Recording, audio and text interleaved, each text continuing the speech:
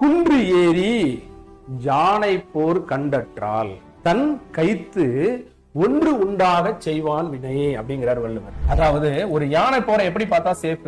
ஒரு யானையினுடைய போரை நம்ம பார்க்கணும்னு ஆசைப்பட்டா குன்றுக்கு மேல ஏறி நின்றுட்டு யானை போரை பார்க்கணும். அப்பதான் நமக்கு எந்த டேமேஜும் ஆகாது, நம்ம பாதுகாப்பா பார்க்கலாம், சேஃப்.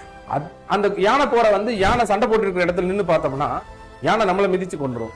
இதை வள்ளுவர் எது கூட கம்பேர் பண்றாரு பாருங்க. கையில பொருளை வச்சுக்கிட்டு ஒரு தொழிலை தொடங்கணும்.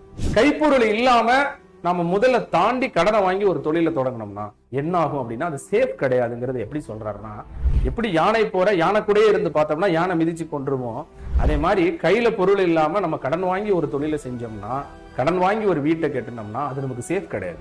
நாம என்ன செய்யணும்னா நம்முடைய தேவை என்ன, தொழில் செய்யறோம்னா நம்ம கையில என்ன காசு இருக்கு, அதை வச்சுதான் நம்ம முதல்ல ஒரு தொழில் தொடங்கணும். நிறைய பேர் தோத்து போறதுக்கான காரணம் இந்த திருக்குறள் தான். அளவுக்கு மீறி கடன் வாங்கிடுவாங்க, கடைசி வட்டி